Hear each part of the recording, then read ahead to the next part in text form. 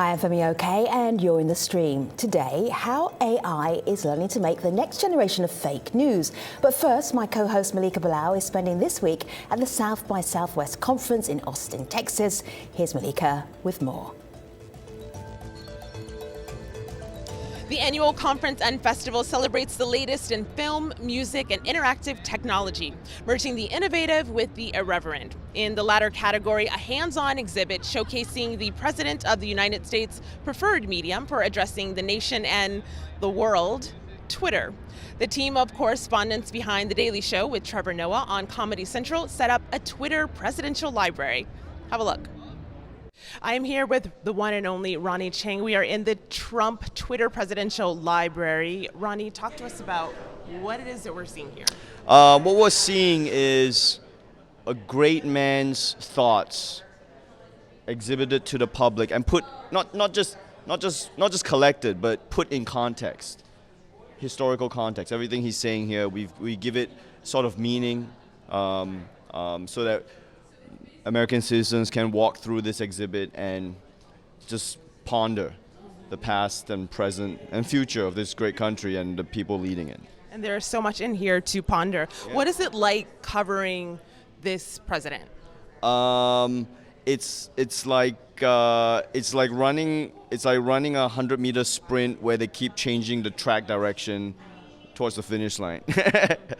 Because anything can happen. Anything can happen at any moment because of the way the world is now. I mean, I'm referring to Twitter, but really it's just the whole internet.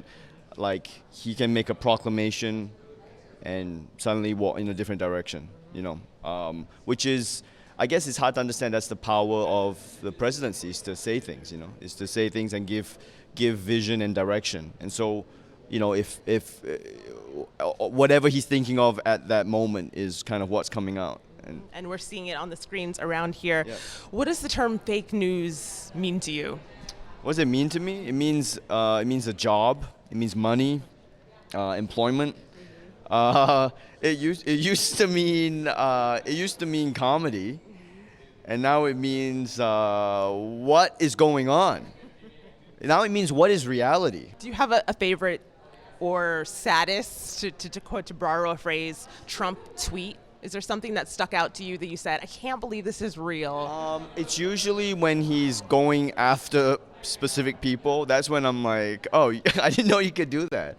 I didn't know you could just like target individuals as the president on Twitter for no real reason. You know, those are the ones that make me go, oh, okay, well. After 7 months of investigations and committee hearings about my collusion with the Russians, nobody has been able to show any proof. Sad. Because of me, the Republican Party has taken in millions of new voters. A record.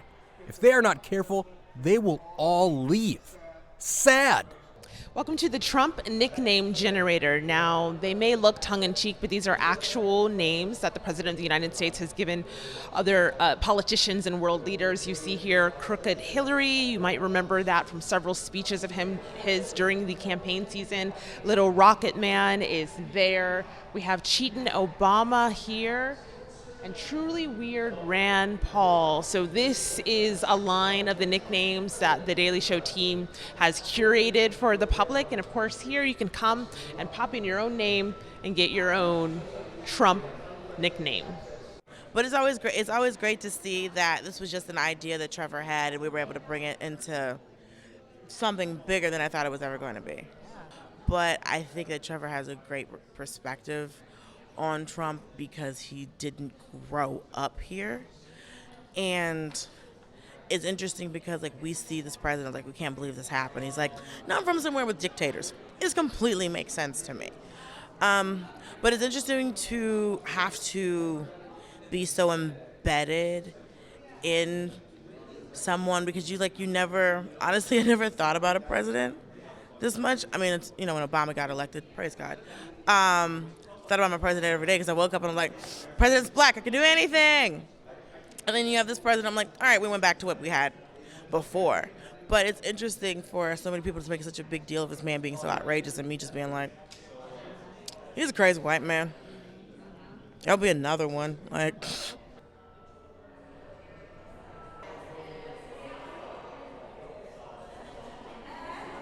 Talk to us about what this is. What is exactly the idea behind what it is we're seeing? So essentially, every president gets a library, right? And we were thinking, since Trump doesn't really like books, what is his library going to look like? So essentially, it's just his best tweets, some of his best work, just all in one location. It's really hard, though, to figure out what the best tweet is out of the many that he sends a day. To you, what's your best tweet that the president has sent? Well, they're the best, worst, right? Depending on how you look at it. But they all need to be celebrated. And as curators of this museum, it's our job. Let's celebrate the eloquence that this president offers. My favorite part of the exhibit is the golden toilet, where you can send your own tweet as Donald Trump. Think about, as you go through his Twitter every day, think about many of these tweets from the most powerful man in the world may have been sent while he's sitting on the toilet at the White House. And it's with that gravitas that we want to honor him. My favorite tweets are definitely the Robert Pattinson and Kristen Stewart tweets. They just bring me back. Of Twilight fame. Yeah, Twilight fame. It's nice to know that our president was Team Edward. Yeah. For sure. So what has it been like? Of course, you're both correspondents on The Daily Show. What has it been like as people, not even as comedians, to cover this president, but have to do it in a funny way? Because it is funny in a ridiculous type of way. What has that been like for you? Wow. I feel like it's been, the thing that's been most intriguing is how much actually just goes under the radar, because there's such a wall of information coming at people that there are a lot of really wild things that I'm like, I can't believe more people aren't talking about this. But, people get tired and overwhelmed. So, I feel like it's our job to sort of sift through that wall of information and present it to people in a way that they can digest. It's fantastic. If you're a comedian, this is wonderful. The problem with it is that it's sometimes so humorous that even average non-funny people get to be funny.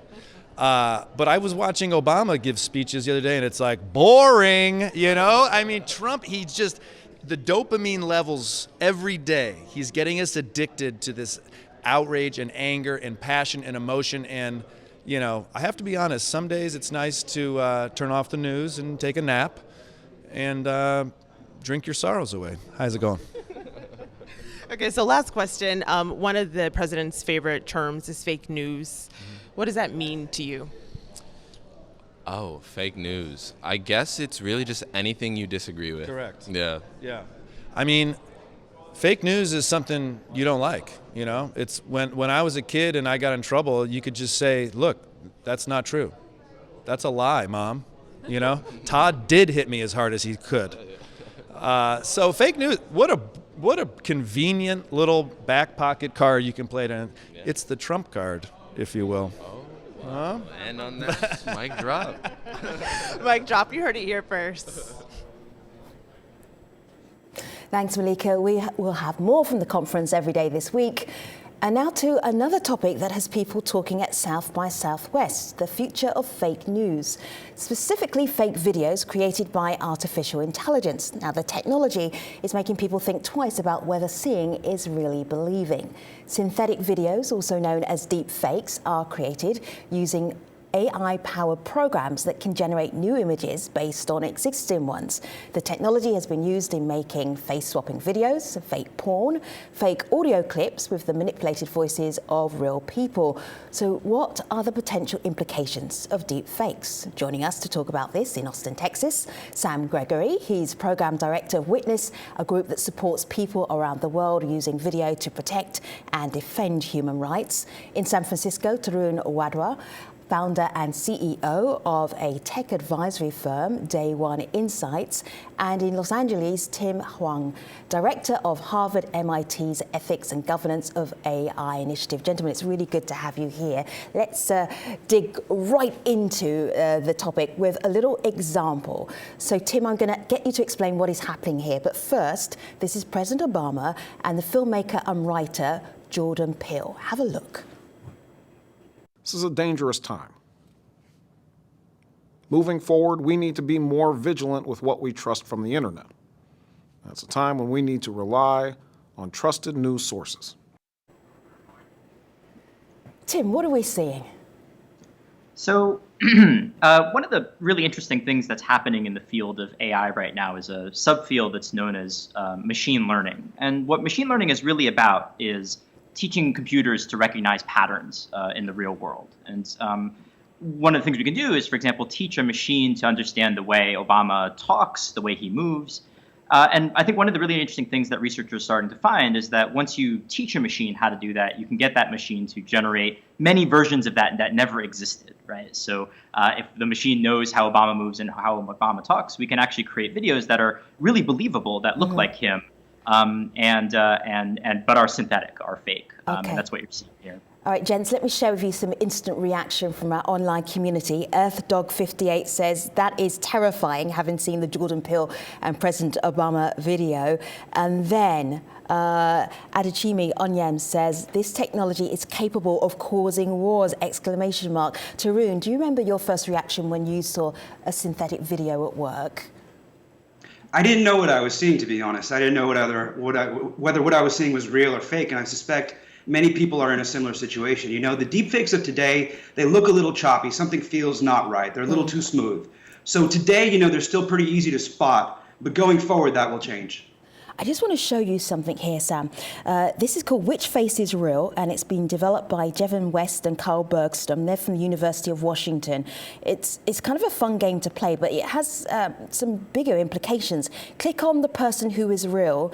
So I've tried this several times. I click on the one that looks most real, and I get it wrong every time. Why is that, Sam?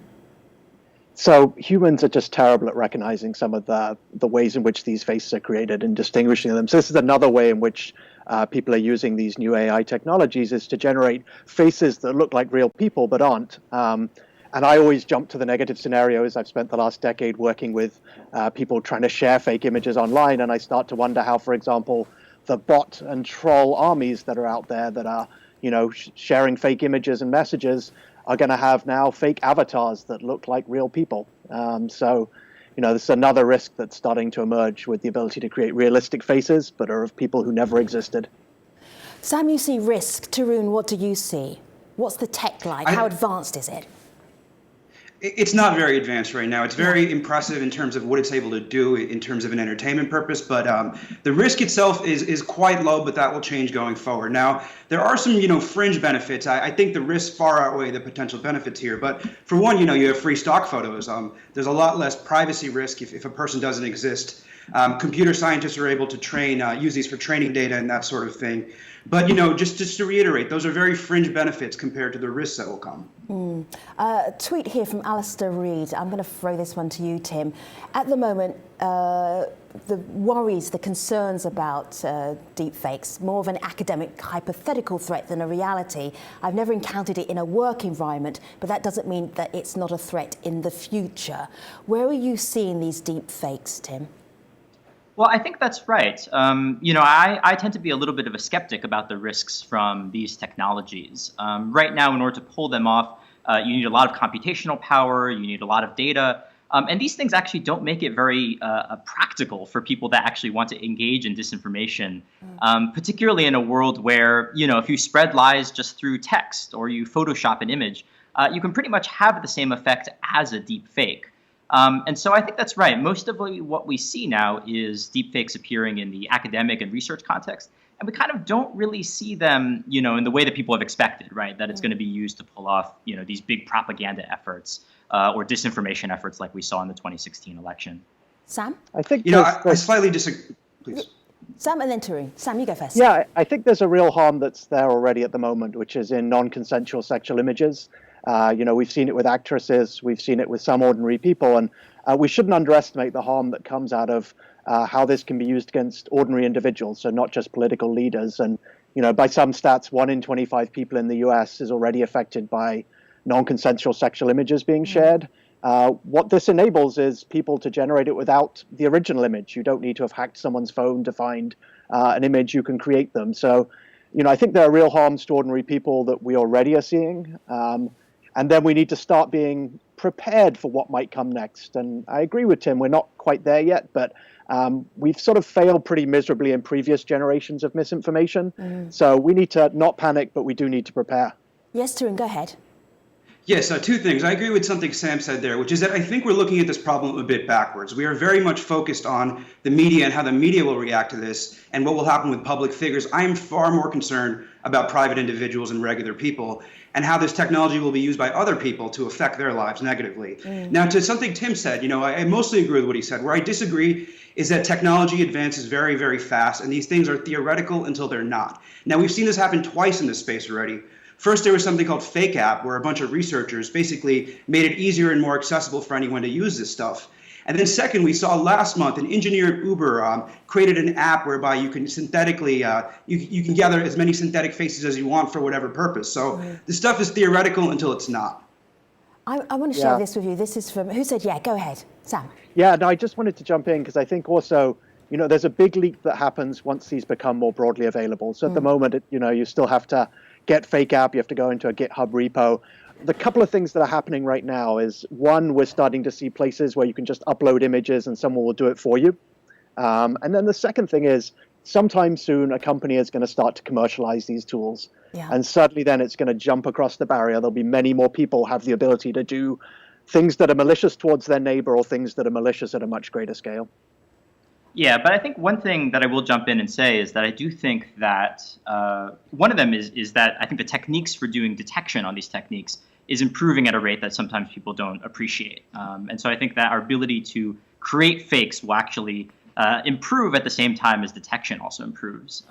My main worry, I think, is that if we focus too much on the technology, I think we miss the deeper question of why people buy fake narratives in the first place, right? When we worry about something like bank robbery, for instance, we don't necessarily want to worry about bank robbery, with a hammer or with a crowbar, right? I think like the instrumentality is just one part of this, right? I think we have to be focused on the bigger problem that it represents.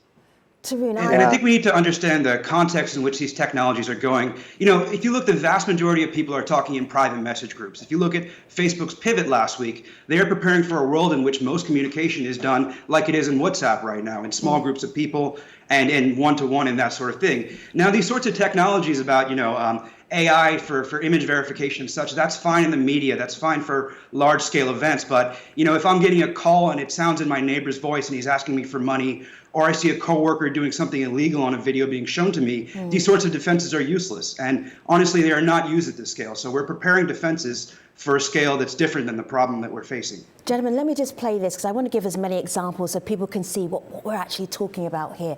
So this is President Trump, or is it President Trump? Let's have a look.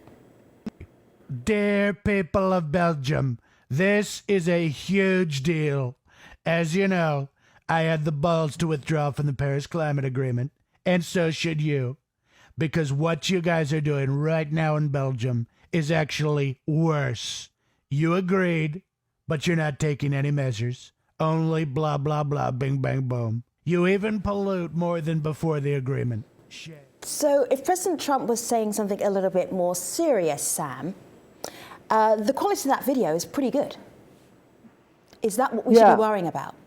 I think the quality of the video, as Tarun was saying, is going to keep improving. So, but I worry less about those big geopolitical scenarios. I think there's lots of safeguards in the media to deal with those. I think there are ways in which national security agencies will deal with them. What I worry about more is, the ways in which, we talk about in our work, digital wildfire, images that get shared in messaging apps that go person to person very rapidly and incite people to violence. They're going to be low-res images where you could barely tell if there's manipulation. You won't be able to see the telltale signs of a deepfake. So I worry much more about those day-to-day uses than the big kind of geopolitical figure usage, because I think those are the ones that are going to get more and more frequent. Yeah, and I think it's worth noting that a lot of the techniques that journalists, reporters, media forensics people have been using for a really long time are actually still relevant in this context as well, right? You might ask, where was that video taken, right? Can something else corroborate whether or not that event actually occurred? These are still questions and still kind of routes of investigation that can still play a really big role in debunking these fakes, no matter how believable they appear. And so, again, I think it's easy to get, kind of caught up in the kind of fidelity of the video But there are still some tried and true techniques that will play a really big role even in this new technological environment. I want to play you a little bite from Russell Brandom and his take. He's a policy editor at Verge. Let's have a listen to what Russell has to say about deepfakes. So I think the core thing for me is that we just haven't seen deepfakes used by bad actors in the way that was predicted. It's been a while that this technology's been available, and doctored video just isn't something we're seeing, even though there have been all these information campaigns, right? People are trying to discredit the Mueller investigation. People are trying to spread sort of confusion about various wars that are happening. And I think we really have to ask why that is, and maybe this technology just isn't that useful for propaganda. So that's Russell's take. Santiago Mendoza is watching us right now on YouTube, and he says the issue is not that this material is going to be used to create undetectable fakes. The problem is that people are going to claim everything has been faked. Tim? Well, I actually don't agree so much with that. I think we have to realize that we've been living in a world of viral videos that appear to be real but are actually fake for well over a decade now, right? And I think we tend to actually really underestimate the skepticism of the public for things like video, right? I think the question to ask isn't necessarily whether or not deepfakes adds that much more, except to say, and we should be asking, do people already approach video with a strong degree of skepticism? And I think by and large they do. And so yeah, I don't know. I mean, I think we already live in a world where we can kind of claim that video has been faked. And so yeah, I guess I tend to agree with the comments of Russell on all this. Tarun, you're seeing this tech as a route into something that could happen that's actually quite positive. Can you unpack that a little bit for us? What is the positive that could happen? This is just a general development of computer vision technologies and such. I don't consider this specific development positive, but there's a lot of stuff happening here in terms of the ability of computers to synthetically create images and those sorts of things. So, I want to clarify that I don't see this as a generally positive story in that way. I think deepfakes will be ruining reputations and relationships. And again, to this point that, we have tools in reporting, so therefore, we may be okay there. The average person, when they receive a message on their phone, they're not going to whatever tools reporters are using to verify if that's real or not. What we need is a completely different technical architecture for these sorts of things. And that starts rooted in cryptography, starts rooted in knowing, testing whether a person took an image, what time they took it, verifying that, having some consensus around that. And that's the beginning of a solution. That is nowhere near addressing the sorts of problems that will come up. But at least with that, we can look at an image, look at a video, look at an interview, and determine whether it's real or not. Yeah, exactly. That's what Siwo Liu, who's an associate professor at the University of Albany, is actually talking about. Tools to detect what is real and what is synthetic video. Have a look. A vigilant viewer can use several artifacts to spot a deepfake video. For instance, many deepfake videos tend to be over-smooth and lack realistic eye blinking. And when the face looks away from the camera, the orientation of the face and the gaze of the eyes may be strange. We have developed several techniques to detect deepfakes by spotting these artifacts using algorithms. However, the technology making deepfakes will continue to improve. Detecting deepfake videos, either with naked eyes or automatic algorithms, will become increasingly challenging in the coming years. Sam, in the closing minute of the show, detection, verification, what is Witness doing about this and what are you teaching people to do about it? Yeah, so it's really interesting. We're not teaching ordinary people how to detect deepfakes yet because it's going to keep changing. So any guidance we tell you now is not going to be the right guidance in 6 months. What we've really been focused on is connecting the people who do verification in the news industry with the media researchers like Siwei Liu to learn how to make sure that those techniques are incorporated. And we've also been saying, what is it we want from the platforms? What do we want from Facebook and YouTube? What should they be doing in terms of what they may detect? Because they're going to be the best place to detect this at scale because they see so many images and they can apply the detection algorithms. I think it's a really important societal question about what we want the platforms to do when they see this stuff. I have to say thank you very much to Sam and Tarun and to Tim for giving us a bit of a masterclass in AI. I'm just going to check to see what's been happening on YouTube. Thank you, YouTube, for following us. Cole Stokely says here, how would it be possible to even police this technology? Just as how social media platforms are struggling to handle bots, how would it be outlawed on a federal level? How would that even be effective? Thank you, Cole, for taking part in our conversation and our online community as well. I will see you next time. Thanks for watching.